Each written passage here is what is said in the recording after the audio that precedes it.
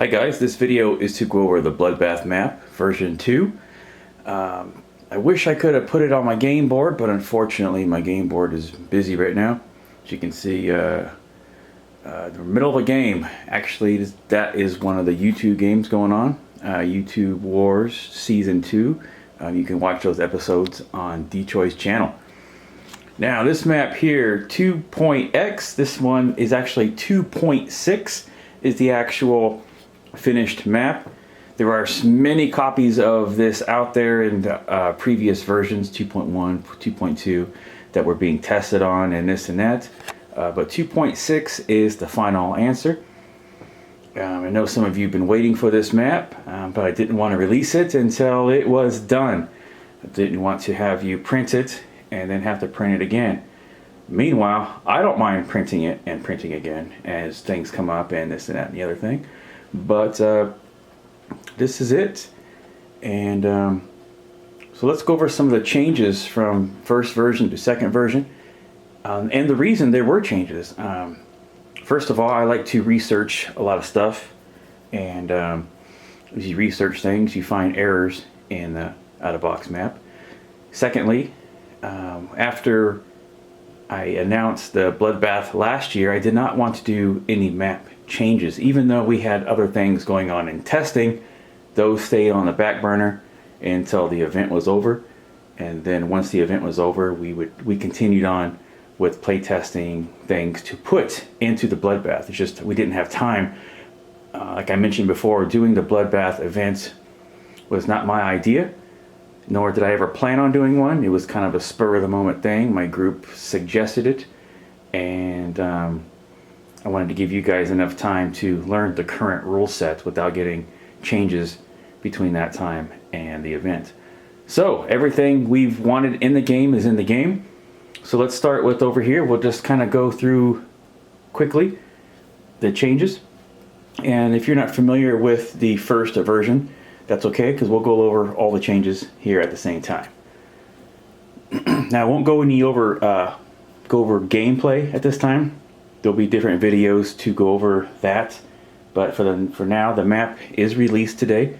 If you have already purchased my map, you will be emailed letting you know that your Dropbox is updated, and this map, it will be given to you as at no extra charge, because if you recall, I said you buy the map, you get all the updates, and so here you go. Okay, so let's start over here on the left. The only change over here is the second, my hair is on the way, the shipyard icon. Now just real quick, like I said, I don't want to go over the rules except my chopstick is backwards. Shipyard is an important feature now, because if there is a shipyard, that's the only place you can build a capital ship. Okay, unless you have a major factory. So for example, US starts with miners. This is indicating you can still put capital ships here. This is to prevent, for example, let's just fly over here just really quick. This is to prevent Anzac from building capital ships. Anzac cannot build capital ships unless they upgrade to a major, which they can, because this was increased to a 3, taking off from Victoria. Now, I said I wasn't going to go into rules, so we'll go into that later. Go into that later. More of that later. Okay, so the thing was added here was the shipyard icon. We float over to the right, the same thing. We have another shipyard icon. We have a shipyard. We have a shipyard. And then we have a new icon. It's kind of dark. Let me slide the map over here. A new icon as well, and lend lease. And then there's so we got a shipyard. Shipyard. Next change. Obviously the territory values, not the values, I'm sorry, the territory icons were changed. And as also as some of the wording. Russia, city of Leningrad. Russia, city of Archangel. Russia, city of Smolensk. Those kind of things have been changed just so better represent what this was all Russia. Okay. Let's go down here.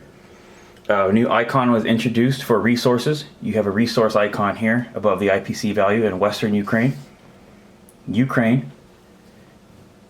Caucasus, should be Urals, and Siberia. If you recall from the BBR1 from last year's event, it was Siberia, Urals, and Ukraine. You had to have all three. Now you still have to have 3 of the 5. So basically it's a little easier for the Axis to control that point. And and you notice that Ukraine was bumped to a 3, Urals 2, Siberia 2, while others were made 0, such as Soviet Far East. And it's been so long I don't remember what else. Maybe this one. There was nothing added to IPC values unless something was taken away. So all the starting income remains exactly the same. So let's float down over here. You'll see a new icon, another new icon. It's oil. You'll see there's one in Romania, one in Caucasus, one in Iran. Yes, Iran, not Persia. We'll go there in a second. And Iraq, Saudi Arabia, Sumatra, Java, Borneo, Celebes, and Dutch New Guinea. Okay, so there's a total of 10 oil. And the BBR1 there was a Europe oil and a Pacific oil. Now it's just world oil. Control 4 of the 10 is a point. Control 7 of the 10 is your second point.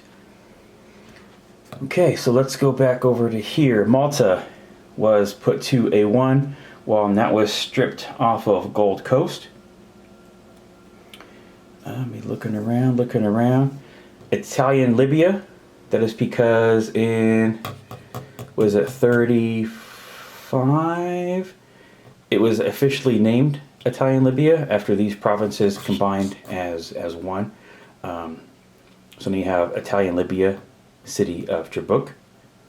Over here, this was Alexandria is no longer here. It is Egypt, city of Al Alamein. This Alexandria is pretty close to Cairo. It's kind of hard to separate. Al Alamein is more actually seemed to be talked about a little bit more than Alexandria as far as the Axis war right here, going back and forth, back and forth, back and forth. All the cities were added. You know, city Barini, Tunis. Okay, and if you remember correctly, now Egypt, South Union of Africa is a 3, and that was stricken off what I call T territory.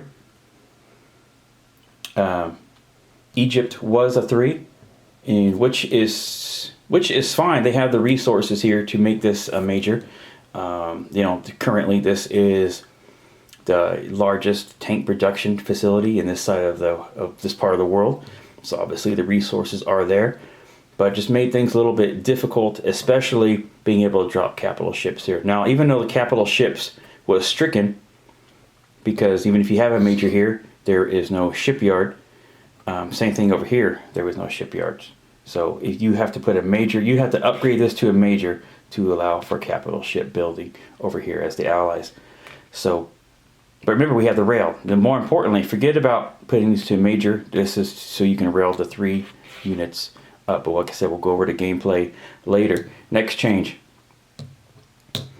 We went to this. Oh, obviously Persia was eradicated because Persia is not accurate. It was Iran. Iran in 35.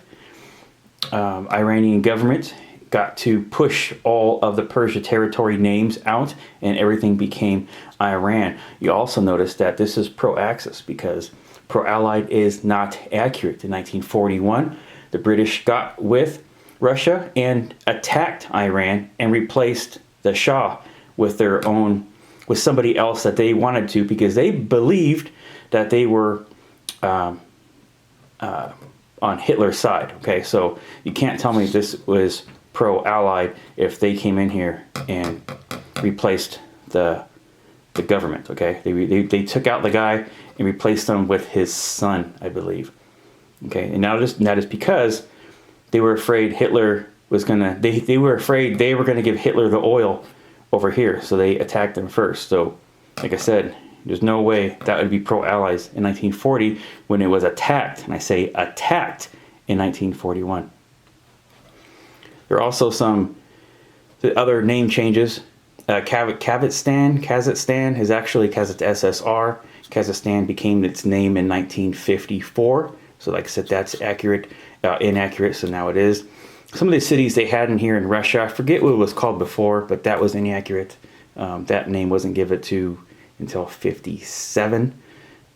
So anyways, it's just nothing game changing. It's just stuff I didn't like. Okay, so let's swoop over here. You will notice immediately the big shan here, okay? Now the Himalaya Great Range was actually raised up, so these two do not connect at all. So units from Russia would have to go, versus before, have to go 1, 2, 3. Now they have to go 1, 2, 3, 4, 5. It's a much longer route. And if you look here at this territory, now this is actually two passes, okay? It's the Tan and the Kunlun. The Tanan went like this, and the Kunlun went like this under. But for gameplay, obviously we're not going to have a big border here and a big border here. We're just going to have a big border going all the way across. But between Mongolia and the Tan was a 27-foot pass, okay? So major difference between the little ones that were here that were only could be pretty much consisted of infantry, because since the time began, these two, Russia and China, were always battling each other. These were Chinese territories, these were Russia territories, well up into the 1800s. So you can't tell me guys couldn't get back and forth, because they did. So what happens is, this is uncontrollable territory. So basically you'd move in here. Say you're in Novobrisk and you moved in here. You can pop out here, here. I guess that's it from this area. So you can move in and pop out. You can move in. If you move in here, you can pop out here. Okay. So I'll get into that more when I do the rules. But if you look here, it says impassable to all units other than infantry and strategic bombing. Strategic bombers can fly over this. However, fighters and tacticals may not fly over this. It's too tall for them. It's actually kind of questionable if it's even too tall for the strategic bombers, but we're going to let that slide. And next, you will notice Kansu. And I don't like these words, but this territory and this territory are down to 0, giving this Szechuan a 2 and Quichao a 2. And that is to help Japan hold on to this China point. It gets very difficult when you have these two back here, or actually these 3 back here, and China's still spawning a dude because they're making 3 IPCs. Makes it a little bit easier. In addition to Japan can build a miner here, which is way more efficient to get things going, as far as trying to hold these points. And if you remember correctly, the BBR is about Axis winning and Axis holding points. Allies don't have to do anything to win the game other than disallow those points. So that takes care of over here. You remember these are cavalry now. I remember I introduced cavalry units only for China, and these 2 units here. Also is the Trans-Siberian Railway was added in. And that's a different, this is different from BBR1. This was not here, but this was in testing at the time. So we got down here, anything else I missed? A shipyard. Dutch New Guinea, added a 1 to it. Actually, I wanted to add this more, but I couldn't, because this actually produced more oil than this. But I couldn't, because then that would allow for a minor facility. Why? Because it's technically not an island, because it's only surrounded by, it's not completely surrounded by water. It has a dividing here. So that would kind of, what do you call it? I'm forgetting the word. But it would go against the rule book. It would contradict the rule book. There it is. if I would allow this to be a 2 and say you cannot build a factory here. Let me see here. Here's a shipyard here, and new kamikaze and convoy were added because the C zone 6A was added and separated Hokanadu to a 1. Okay, you do not need a transport to go over. It's just across. You can see the dividing line is here, indicating that it's just a walk-on. Basically the same thing how they did over here at a box. They have Scotland. You can see the line going into Erie, indicating that it's just a walk-on. It's not this Erie is not a solid color. It's indicating that it's 1. I mean, it's just here and then 1. And so the same thing over here. It's just a walk-on. Okay. Another Lend-Lease is in C Zone 4. Let me see, no changes here, no changes there. Now, of course, territories were made bigger, C zones are made bigger, and obviously Africa was made small and Europe large. But that's old news. Old news. Let me see. Let's fly through this. We know about New South Wales being a 3, while this is a 0.